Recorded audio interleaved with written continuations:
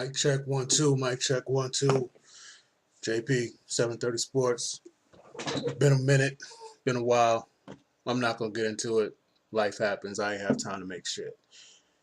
But I got my vapor. I got my coffee. Got my goldfish.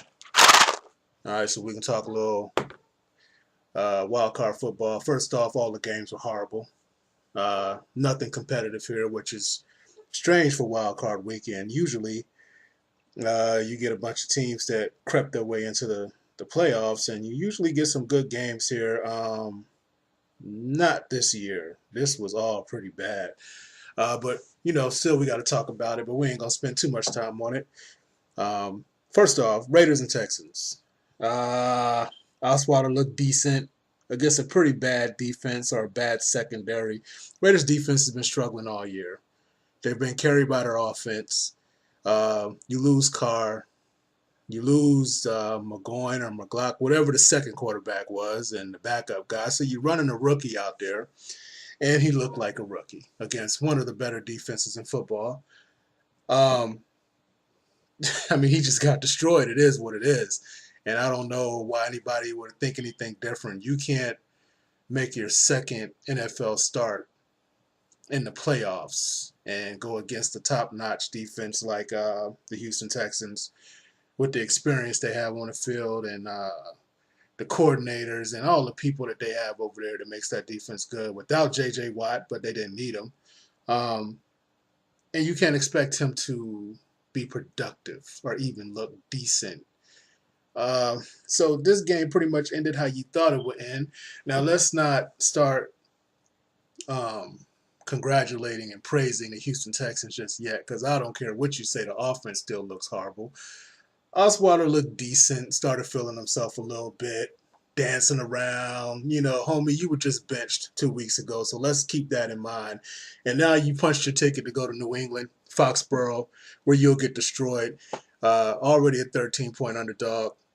They have no shot. No shot. Let me rephrase that. Everybody has a shot. Their chances of winning are slim. Something will have to happen. Tom Brady will have to get hurt. Even then, I don't think they can beat New England. They're not going to beat New England. So it's been a nice run for you, Houston. You overpaid for this garbage quarterback you got from the Denver Broncos. You got to live with that. The coach won't get fired. Obviously, he'll be there. So, it's another year you make the playoffs in a horrible fucking division, and you're going to go out in the second round. Good luck. Have fun. All right, to the Lions and the Seahawks. If the Seahawks can run the football this way, they'll be tough to beat, but they have to be able to run the football. Their offensive line, from a pass blocking standpoint, is so bad that you can't have Russell Wilson dropping back 35, 40 times a game. They can't win that way. So they're going to have to be able to run the ball. And they can run block. But, pass blocking is a problem. So if they can get this type of production from Thomas Rawls or whatever running back they decide to throw back there, they'll be tough to beat. But if Russell Wilson has to put the ball in the air 35, 40 times, they're in trouble. In other words, they can't get behind. The games have to be close, or they have to play with the lead. They can't get behind. They're going to Atlanta. Atlanta can score points even against Seattle's defense. Their head coach, coordinated Seattle's defense. He runs the same defense in Atlanta, so there are no surprises. It's going to be the cover three, and they know how to get yardage on the cover three. Now, Seattle has been playing a little bit more man-to-man coverage, and I don't know if they want to do that with Julio Jones and Sanu, and I don't think that's a good idea either.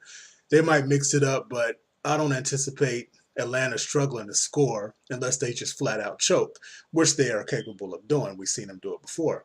So we'll see how this game goes. I think it'll be a good game. Seattle advances. The Lions go home. The Lions, pulling out fourth quarter magic all season just to get to this point. You come into the playoffs, you're not going to be able to do that. You can't be behind every game and pull it out of your ass at the end. Not realistic. It caught up to them. The finger on Matthew Stafford. The wide receivers couldn't get separation. Seattle pretty much played man-to-man coverage in this game, and they couldn't get separation. Detroit is just a average football team. They got into the playoffs. Shit happens. Let's move on. The Dolphins and the Steelers. The Dolphins had no business on the field with this team, and I don't think Ryan Tannehill would have made much of a difference here. You can't stop Antonio Brown. You can't stop Ben Roethlisberger, and so you can't stop the run. Le'Veon Bell just running and stopping and starting. It looked like somebody had him on a joystick. He was just doing whatever he wanted to do. Um, the Dolphins really couldn't match him point for point. Even with Tannehill, they weren't going to be able to do much. They made some plays, but when they left 14 to 17 points on the field, turnovers in the red zone, going in to score. They left those points on the field, fumbles by the quarterback, didn't pick up the blitzes, just minor shit that kills you in a football game. And that's what happened to them today. But even if they had scored those points, I think the Steelers could have put up 45 easily if they wanted to. They handled the front of Miami decently. Really no problems here for Pittsburgh. They go to KC. Going to be a good game. We'll see how that plays out. The Dolphins, they're coming. I like Gase. I think he's doing a good job. Tannehill, I'm still not sure on that guy. They got to get some things together. Problem is they play in that division with New England, so they're always going to be fighting for a wild card. They'll never win a division as long as Tom Brady and Bill Belichick are there, so they're always going to have to fight to get into the playoffs. So, we'll see what they do next year. Let's move on to Packers and the Giants. Look, I don't give a damn who's on what boat on their off day with no shirt on in Miami. It does not matter. It had nothing to do with the game. Now, Beckham Jr. dropped some passes. Okay, he'd have dropped those passes if he stayed home on his off day too. He'd have dropped those passes if he spent his time at Home Depot and whatever and doing home improvements. He'd still drop those passes. It had nothing to do with the boat. All right, so let's get that silly shit out of the way. I don't even understand that. It makes no fucking sense. Anyway, the problem with the Giants is the quarterback.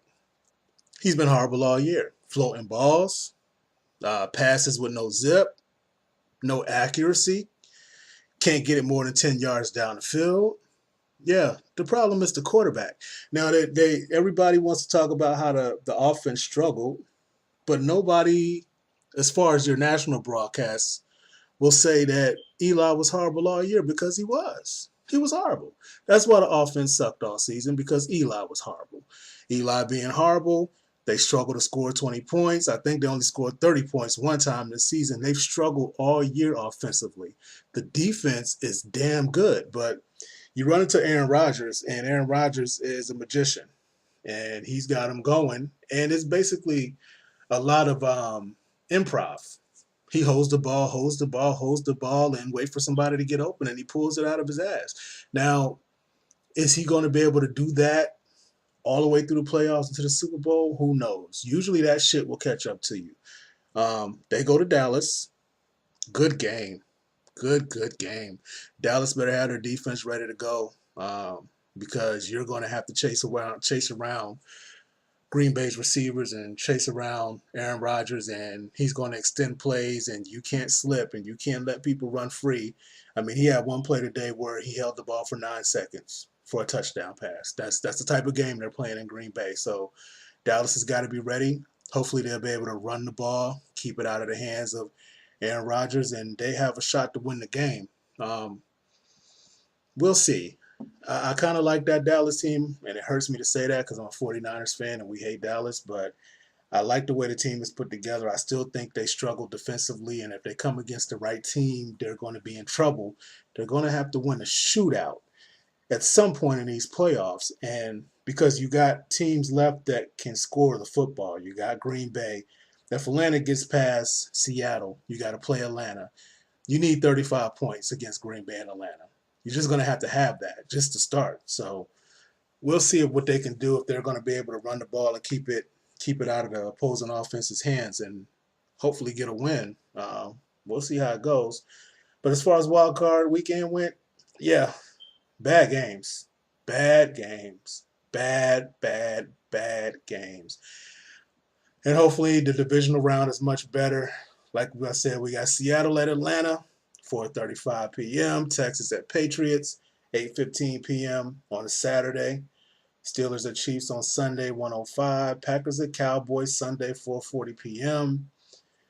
Uh, yeah, we'll get some bad commentating in some of these games too, unfortunately. Jesus. Just turn the volume down. Turn on the radio or turn on some music and watch the game. You don't want to listen to these scrubs. JP 730 Sports. I'm out, man.